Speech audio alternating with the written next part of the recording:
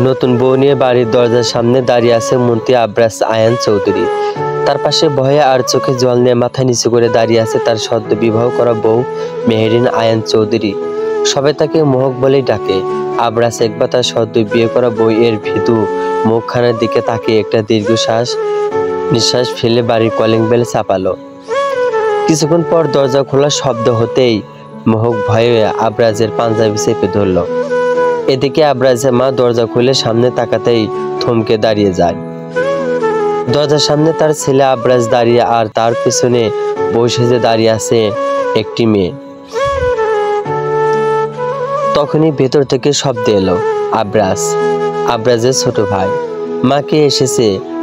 তুমি ওইভাবে থমকে দাঁড়িয়ে আছো কেন? মা, আয়ান। রেহানা চৌধুরী তোতলানো কথা শুনে বাড়ি ড্রয়িং রুমে বসে থাকা সবাই থমকে যায়। সবাই ভাবছে কি এমন এলো যে একজন সুনামধন্য উকিল পর্যন্ত তোতলাচ্ছে। কি এসেছে দেখার জন্য সবাই এক প্রকার দৌড়ে গেল দরজার সামনে গিয়ে সবাই থমকে গেল আব্রাজের আর মোহককে দেখে। আরিশা আব্রাজের বোন তো হ্যাঁ হয়ে তাকিয়ে আছে তার ভাইয়ের দিকে। তার যে ভাই মেয়েদের থেকে 100 হাত দূরে থাকে, তাদের সে ভাই কিনা সোজা বিয়ে করে বউ নিয়ে হাজির। এটা কিভাবে সম্ভব? আরহাম আব্রাজের বড় ভাই। আব্রাজ, এসব কি? এই মেয়ে কেন এই সাজে তোর সাথে এভাবে দাঁড়িয়ে আছে? জারিন, আরহামের ভাবি, এসব কি নাটক? আব্রাজ, তুমি চুপ করে আছো কেন? অ্যান্সার দাও। আব্রাজ, এটা কোনো নাটক না, এখানে যা হচ্ছে সকল কিছু সত্যি। আর হ্যাঁ, আমার পাশে দাঁড়িয়ে আছে সে মন্ত্রী আব্রাস আয়ান চৌধুরীর স্ত্রী। আব্রাজের মুখ থেকে কথাটাই বের হওয়া মাত্রই সবাই নিশ্চুপ হয়ে দাঁড়িয়ে গেল, যেন পাথর হয়ে গেছে। পেছন থেকে একজন গর্জে উঠল, এলেন, জারিনের বোন। আব্রাজ, তুমি সব কি বলছো? তুমি আমাকে ঠকাতে পারো না। তুমি কি ভুলে গেছো তোমার সাথে আমার বিয়ের কথা চলছে? তুমি এটা করতে পারো না। আব্রাস, ওহ রিয়েলি? আমি আব্রাস আয়ান চৌধুরী তোমার মতো থার্ড ক্লাস মেয়েকে বিয়ে করব ভাবলে কি করে? জারেন, আব্রাস, এই বাইরের মেয়ের জন্য তুমি আমার বোনকে অপমান করছো। আব্রাস, ও বাইরের মেয়ে নাও, ও আমার স্ত্রী। আব্রাসের মুখ থেকে স্ত্রী শব্দটা শোনার সাথে সাথে মেহেক আব্রাসের মুখের দিকে তাকিয়ে আছে। এদিকে তারা কথা কাটাকাটি করতে থাকলে কেউ খেয়ালই করলো না যে তাদের সবার পেছনে স্তব্ধ হয়ে দাঁড়িয়ে আছে এই চৌধুরী বাড়ির কর্তা আয়ান চৌধুরী। তিনি এক ধ্যানে তাকিয়ে আছে নববধূ সেজে দাঁড়িয়ে তাকায় মেহেকের দিকে। মেহেকের মুখ দেখার সাথে সাথে তার বুকের ভেতর উথাল পাতাল ঝড় শুরু হয়ে গেছে। সে এক মনে তাকিয়ে আছে মেহেকের দিকে। এলেন, এই রাস্তার মেয়ে, তুই আমার থেকে আব্রাসকে কেড়ে নিতে পারিস না। এই কথা বলেই এলেন দৌড়ে গিয়ে মেহেককে থাপ্পড় মারল। আর এদিকে থাপ্পড়ের ব্যথাটা যেন আয়ান চৌধুরী বুকে লাগলো। এলেন যেই আরেকটা থাপ্পড় মারতে যাবে, তখনই এলেনের হাত আব্রাস ধরে ফেলল আর তার শক্ত হাতে সর্বোচ্চ শক্তি দিয়ে থাপ্পড় মারল। এলেন ছিটকে পড়ল তার বোনের ওপর। রাগে অগ্নি শর্মা হয়ে আব্রাস বলল, আব্রাস, তোর সাহস কত বড়? তুই মন্ত্রী আব্রাস আয়ান চৌধুরীর স্ত্রীর শরীরে আঘাত করিস? তোর হাত ভেঙে গুড়িয়ে দেব। এলেন দৌড়ে চলে গেল আয়ান চৌধুরীর কাছে। এলেন, আঙ্কেল দেখেন, আব্রাস ওই রাস্তার মেয়েটার জন্য আমাকে থাপ্পড় মারল। এদিকে আয়ান চৌধুরী যেন এলেনের কথা কানে তুলল না। সে ধীর পায়ে এগিয়ে গেল তার স্ত্রী রেহানা চৌধুরীর কাছে। কাঁপা কণ্ঠে বলল, বাবা। রেহানা চৌধুরী চমকে তাকালো তার স্বামীর দিকে। তার শক্ত সামর্থ্য স্বামী এভাবে ভেঙে পড়লো কেন? আব্রাস এভাবে বিয়ে করেছে, তাই না? এটা কিভাবে হবে? আব্রাসের সাথে তার তো বাবার তেমন সম্পর্ক না, তাদের সম্পর্ক তো সাপে নেউলে।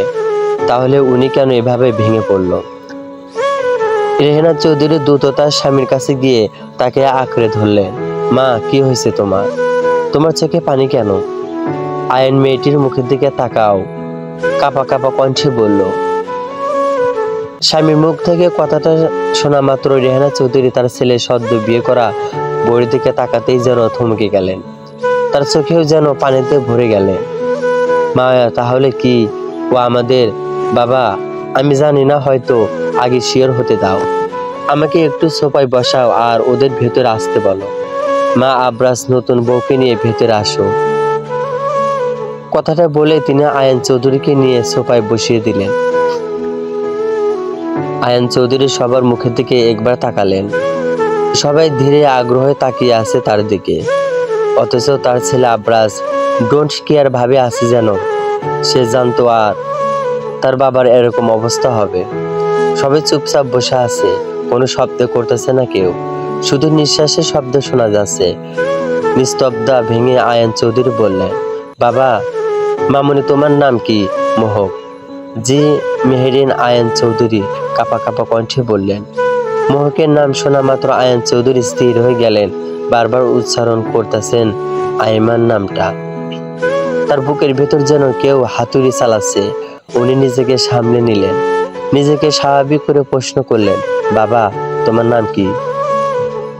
মেহেক আয়ান চৌধুরীর কথাটা শোনার সাথে সাথে আয়ান চৌধুরী আর রেহানা চৌধুরী চোখ খুশিতে জলজল করছে। আয়ান চৌধুরী দৌড়ি তার স্টাডি রুমে চলে গেলেন। তার দৌড়ে যাওয়ার দিকে তাকিয়ে সবাই চমকে উঠলেন। এলেন, আন্টি, এ রাস্তার মেয়ের কথা শুনে আঙ্কেলের এরকম অস্বাভাবিক ব্যবহার করছে কেন? মা, আগে শিওর হতে দাও, তারপর সবাই জানতে পারবে। রেহানা চৌধুরীর কথা মানে যে কোনো বুঝতে পারলো না, কিন্তু ওই দিন ডোন্ট কেয়ার ভাব নিয়ে এক হাতে মেহেকের হাত ধরে আছে আবরাজ, আর এক হাতে ফোন চাপতেছে, যেন এদিকের কোনো বিষয়ে তার কোনো ধ্যান নেই। তখনই আবার দৌড়ে এলেন আয়ান চৌধুরী।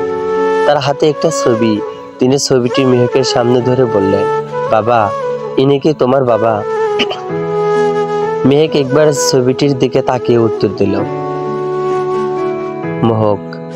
মেহেক, কি উনি আমার বাবা? জি, উনি আমার বাবা। কিন্তু আপনি কি আমার বাবাকে চেনেন? আয়ান চৌধুরী শুধু শুনলেন, উনি আমার বাবা, আর কোনো কথা যেন উনি শুনলেন। উনি ঝাপটি জড়িয়ে ধরলেন আবরাজকে, আবরাজকে দৌড়ে ধরে কান্না শুরু করে দিলেন, যেন অপ্রত্যাশিত কোনো মূল্যবান জিনিস তিনি ফিরিয়ে পেয়েছেন। আয়ান চৌধুরী এই কাণ্ডে সবাই যেন আবারও চমকে উঠল। এটা তার কি দেখতেছেন? এটা কোনো আয়ান চৌধুরী? শত যারাও যে আয়ান চৌধুরী বট বৃক্ষের মতো দাঁড়িয়ে থাকে, সে আয়ান চৌধুরী কান্না করতেছে, তাও আবার তার সবচেয়ে অবাধ্য সন্তানকে জড়িয়ে ধরে। আয়ান চৌধুরী নিজেকে স্বাভাবিক করে আবরাজকে ছেড়ে দিয়ে মেঘকে জড়িয়ে ধরে ফুফিয়ে কেঁদে উঠলে, এলেন, আঙ্কেল, আপনি এই রাস্তার মেয়েকে জড়িয়ে ধরেছেন, ওর শরীর থেকে গন্ধ। কথাটা শেষ করতে পারল না এলেন, আর আগেই রেহানা চৌধুরী তার সর্বোচ্চ শক্তি দিয়ে থাপ্পড় মেরেছে এলেনকে। রেহানা, এই মেয়ে, চুপচাপ, একদম চুপ। কাকে রাস্তার মেয়ে বলছিস? তার সম্পর্কে ধারণা আছে তোর? এলেন যেন নির্বাক হয়ে গেল রেহানা চৌধুরী থাপ্পড় খেয়ে। এই রেহানা চৌধুরী তাকে কত ভালোবাসতো, আর এই রাস্তার মেয়ের জন্য তিনি তাকে থাপ্পড় মারল। এই কথা ভেবেই এলেন সকল রাগ দিয়ে পড়ল মেহেকের ওপর। সে রাগে ভেতরে ভেতরে ফুলতেছে। আর মা, এই মেয়েকে তার বাবা এরকম করতেছে কেন? তখনই পাশ থেকে আবরাজ বলে উঠল, আবরাজ, পৃথিবী মানুষের কাছে কোহিনূর যেমন মূল্যবান, আজ বাবার কাছে আমার স্ত্রীও তার চেয়ে অধিক মূল্যবান। জানি এটা কি ধরনের নাটক? আমিও তো এ বাড়ির বউ, ওই আমাকে তো বাবার কোনো দিক এরকম আদর করলো না। আমিও তো নতুন বউ হয়ে এসেছিলাম, তখন তো উনি স্বাভাবিক অন্য শ্বশুরদের মতো ছিলেন। তাহলে এই মেয়েকে দেখে এরকম করছে কেন? অথচ আবরাজ সবাইকে না বলে বিয়ে করে এনেছে, অথচ সবাই ওকে শাসন করার বদলে আধিক্যতা দেখাচ্ছে।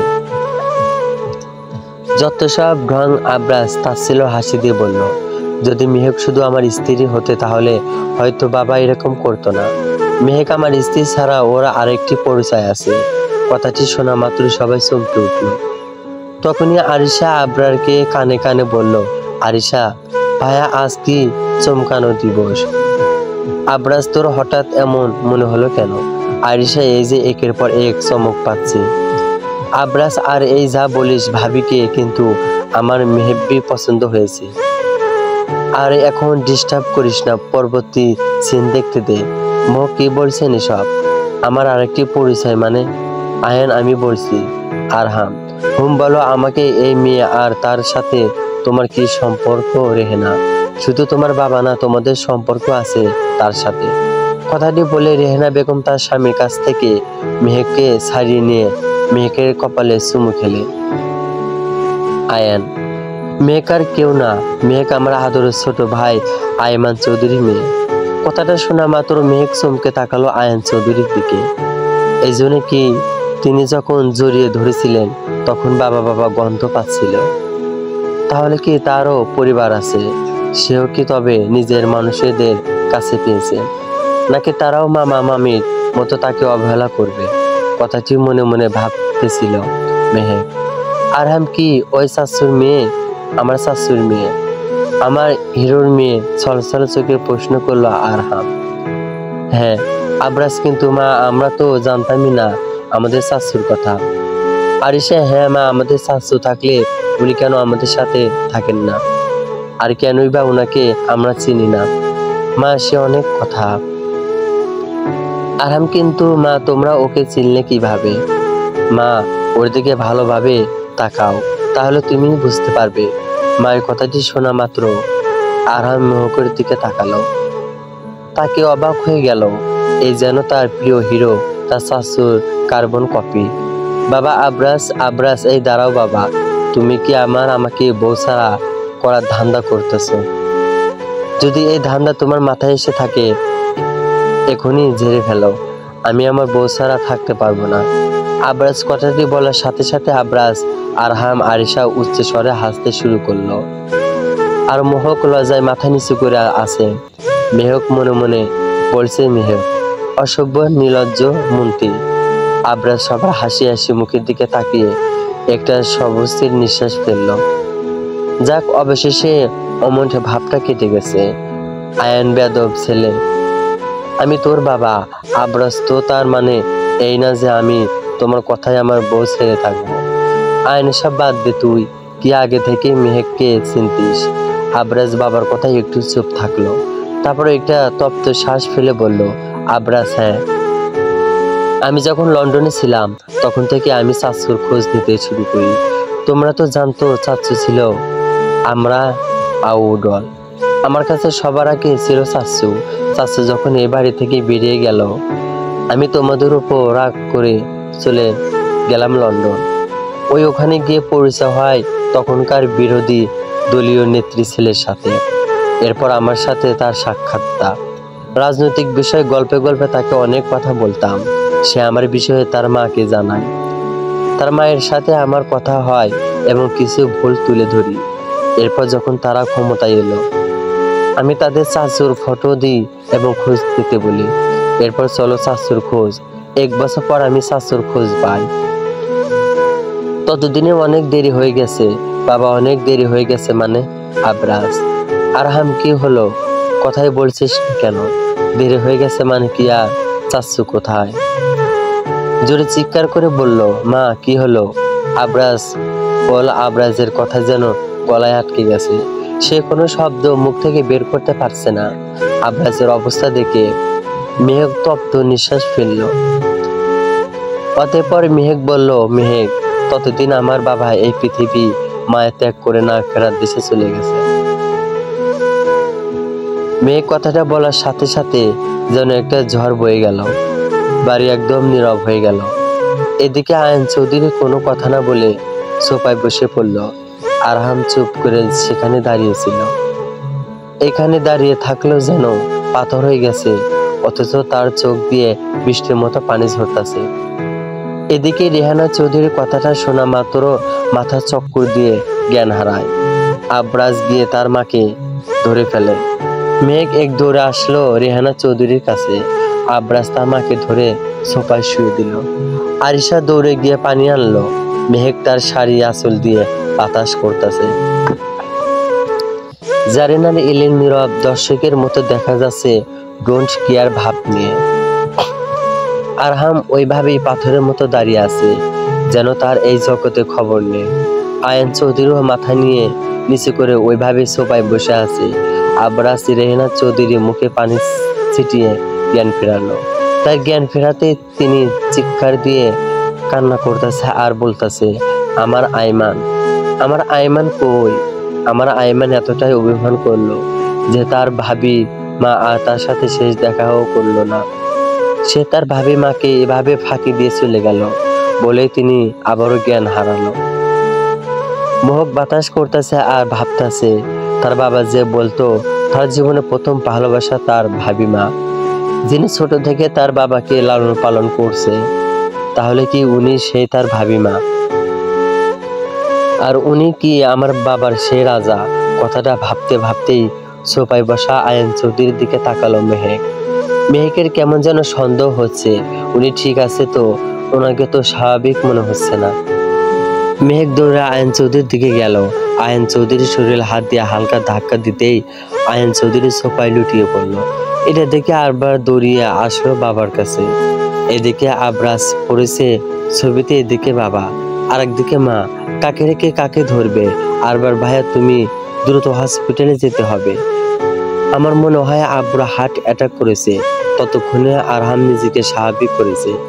আরহাম আরবার দ্রুত গাড়ি বের করে, আমি বাবাকে নিয়ে যাচ্ছি। আবরাজ তুই মাকে নিয়ে আয়। আবরাজ আর আরহাম দুইটা গাড়ি করে তার বাবা মাকে নিয়ে রওনা দিল হসপিটালে। একটা গাড়ি চালাচ্ছে আবরার, আর একটা গাড়ি চালাচ্ছে আবরাজের পিএস রিশান। সাথে সবাই এসেছে। হাসপাতালে পৌঁছে আয়ান চৌধুরীকে নিয়ে গেল অতীত। আবরাজ লাগিয়ে কল করে সবকিছু রেডি রাখতে বলেছিল। আর রেহানা চৌধুরীকে নিয়ে গেল একটা কেবিনে। অপারেশন রুমের সামনে দাঁড়িয়ে আছে সবাই। আর মেহেক এক পাশ চোখের পানি ফেলতেছে আর দোয়া দরুদ পড়তেছে। এইরকম একটা দিনে সে তার বাবাকে হারিয়েছিল, আজ সে তার বড় বাবাকে হারাতে চায় না। এই মানুষটি যে তার বাবার সবচেয়ে প্রিয় মানুষ ছিল। মেহেক বুঝতে পেরেছে তার বাবা এই মানুষটির নিকট কতটা আদরে ছিল, যে তার মৃত্যুর সংবাদ সহ্য করতে না পেরে হার্ট অ্যাটাক করেছে। এরিন সব দোষ এই মেয়ের। না এই মেয়ের আসতো না আঙ্কেল আন্টি এই অবস্থা হতো। এই মেয়েকে এখান থেকে বের করে দে আপু। জারিন ঠিক বলেছেন এরিন, সব দোষ এই মেয়ের। একে তো আমি এই কথাটা বলি যেন মেহেকের কে মারতে যাবে তার আগেই জারিনের গালে কেউ থাপ্পড় মারে। মেহেক মাথা উঁচু করে দেখতে পায় আরহাম জারিনকে থাপ্পড় মেরেছে। মেহেক তো অবাক হয়ে যায়, এই মানুষটা না। তখন মেহেককে আবরাজের সাথে দেখে। আবরাজকে কথা শোনালো সে জারিন ভাবিকে কেন মারলো। আরহাম, তোর সাহস কত বড়, তুই চৌধুরী বাড়ির মেয়ের গায়ে হাত দিস? তুই চৌধুরী বাড়ির প্রাণ ভোমরা আয়ান চৌধুরীর মেয়ে গায়ে হাত দিস? তোর হাত আমি গুটিয়ে দেব। এরিন, দুলাভাই আপনি এই থার্ড ক্লাস রাস্তার মেয়ের জন্য আপুকে মারলেন। আরহাম চুপ। সাথে 60 ক্লাস রাস্তার মেয়ে বলছিস? চিৎকার করে বলল যে চৌধুরী এম্পিয়ার্সে 50% শেয়ার হোল্ডার আইমান চৌধুরীর মেয়ে, যে চৌধুরী বাড়ির মেয়ে। চৌধুরী বাড়ির মেয়ে যদি রাস্তার মেয়ে হয় তাহলে তোরা কি? তখনই একজন নার্স সেখানে এসে বলল, নার্স দেখেন এটা হসপিটাল, এখানে চিৎকার করে কথা বলা যাবে না, রোগীদের সমস্যা হবে। Arham, sorry sister. Nurse, it is okay বলে নার্স চলে গেল। নার্স চলে যেতেই অপারেশন থিয়েটারের সামনে আগমন ঘটলো আবরাজের। সে এতক্ষণ তার মায়ের কেবিনে ছিল। আরহাম, আবরাজ মায়ের এখন কি অবস্থা? আবরাজ মা চাচুর মৃত্যুর শোক নিতে পারেনি, তাই জ্ঞান হারিয়েছে। তাই ঘুমের ইঞ্জেকশন দিয়ে ঘুম পাড়িয়ে রাখা হয়েছে। এরপর সবাই চুপ করে দাঁড়িয়ে থাকলো। একটু পর অপারেশন থিয়েটার থেকে ডাক্তার বেরিয়ে আসলো। ডাক্তারকে বের হতে দেখে সবাই দৌড়ে গেল ডাক্তারের কাছে। আবরাজ, ডাক্তার সাহেব বাবার এখন কি অবস্থা? বাবা ঠিক আছে তো? ডাক্তার, মন্ত্রী সাহেব রিল্যাক্স, আপনার বাবা এখন আউট অফ ডেঞ্জার। এই কথা বলে ডাক্তার চলে গেল। ডাক্তার চলে যেতেই আবরাজের চোখ গেল তার সদ্য বিয়ে করা বউ মেহেকের দিকে। বাবা মায়ের টেনশন, মেহেকের কথা তো ভুলেই বসেছিল সে। আবরাজ মেহেকের দিকে ভালো করে খেয়াল করে। দেখলো মেহেকের মুখটা শুকিয়ে গেছে, হয়তো ক্ষুধা লাগেছে। সে কাল খেয়েছে, তারপরে তো আর খেতে পারেনি। আবরাজ মেহেকের আবরাজের ডাক শুনে মেহেক আবরাজের দিকে তাকালো। মেহেক, জি বলুন আবরাজ, এদিকে আসো আর চেয়ারে বসো। আমি এখনই তোমার জন্য খাবারের ব্যবস্থা করতেছি। বাবা মায়ের চিন্তায় তোমার কথা তো ভুলেই বসেছিলাম। মেহেক, না না, আমার ক্ষমা লাগেনি, আমি ঠিক আছি, আপনি ব্যস্ত হবেন না। মেহেকের মুখে না শুনে আরহাম বলে উঠল, আরহাম বলুন না, বললে তো চলবে না, তুই আমার হিরোর শেষ চিহ্ন। তোর অসুস্থ হলে চলবে না, তোকে সুস্থ থাকতে হবে। আরহামের মুখে বলুক বনু ডাক শুনে মেহেকের চোখ দিয়ে পানি টলটল করে উঠল। আরহাম তা বুঝতে পেরে মেহেকের দিকে এগিয়ে এলো। আরহাম এগিয়ে যেতেই মেহেক আরহামকে শক্ত করে জড়িয়ে ধরে ফুঁপিয়ে উঠল। আর আরহাম মেহেকের মাথায় হাত বুলিয়ে দিচ্ছে আর বলল, আরহাম, বনু এতটুকু তো চোখের পানি আনলো হবে। তোর এখন অনেক দায়িত্ব। তুই এখন চৌধুরীর বাড়ির মেয়ে না, বরং চৌধুরীর বাড়ির বউ। তার চেয়ে বড় কথা, তোর স্বামী একজন মন্ত্রী। এর চেয়ে কত বড় বড় বিপদ আসবে, ঝড় আসবে, তা তো তোকে শক্ত হাতে মোকাবেলা করতে হবে। এতটুকুতে ভেঙে পড়লে চলবে? মেহেক, হ্যাঁ ভাইয়া, আমি পারবো। এতদিন তো আমার পাশে কেউ ছিল না, খড়কুটোর মতো বেশি ছিলাম। পরিবার বলতে যে আমার কিছু আছে বাবা মারা যাওয়ার পর, তো সব ভুলেই গেছিলাম। মামা মামি আর ওর বাড়ির সবার সবচেয়ে অত্যাচার মুখ বুজে সহ্য করে দিতাম, অথচ কেউ আমার মাথায় হাত বুলিয়ে দিত না। আমি কেমন আছি জানতে চাইতো না। অসুখ থাকলেও তাদের অত্যাচার থেকে রেহাই পেতাম না। আরহাম, কাঁদে না বোন, এখন তোর পাশে তোর এই ভাই আছে। এখন তোর শরীরে একটা আঘাত আসবে বলে চৌধুরী বাড়ির 3 ছেলের শরীর ভেদ করে তারপর তার শরীরে আঘাত লাগতে হবে। কথাটা জোর গলায় অগ্নি চোখে জারেনার এরিন দিকে তাকিয়ে বলল। আরহামের রক্তচক্ষু দেখে জারিন ভয়ে ডুব গেল, আর এরিন তো আগে ফুসতেছে। এর মধ্যে আবরাজ সবার জন্য খাবার নিয়ে এলো, সবাইকে জোর করে খাবার খাওয়াতে লাগলো। তখনই মেহেক বলল, মেহেক, আপনি খাবেন না? আবরাজ, না, আমার ক্ষুধা নেই, আমার ক্ষুধা লাগলে আমি খেয়ে নেব, তোমরা খাও। মেহেক, আমরা সবাই খাচ্ছি, তখন আপনাকেও খেতে হবে। মেহেকের জোরাজুরিতে অগত্যা আবরাজের খেতে হলো। খাওয়া শেষ, সবাই অপেক্ষা করতেছিল আইন সাহেবের জ্ঞান ফেরার ঠিক তখনই পাশ থেকে আবরাজ বলে উঠল, আরহাম, আচ্ছা মেহেক চাচু কিভাবে মারা গেল? আবরাজ, চাচুর মৃত্যু স্বাভাবিক ছিল না, চাচুকে মেরে ফেলা হয়েছে। আবরাজের কথায় যেন বাজ পড়ল। সবাই আশীর্বাদ ভাবে চমকে উঠল, সবার সাথে মেহেকের চমকে উঠল। সে তো জানতো তার বাবার মৃত্যু স্বাভাবিকভাবে হয়েছে। আরহামকে মেরেছে চাচুকে, আর কেন মেরেছে? রক্তচক্ষু নিয়ে শক্ত গলায় প্রশ্ন করল। চলবে।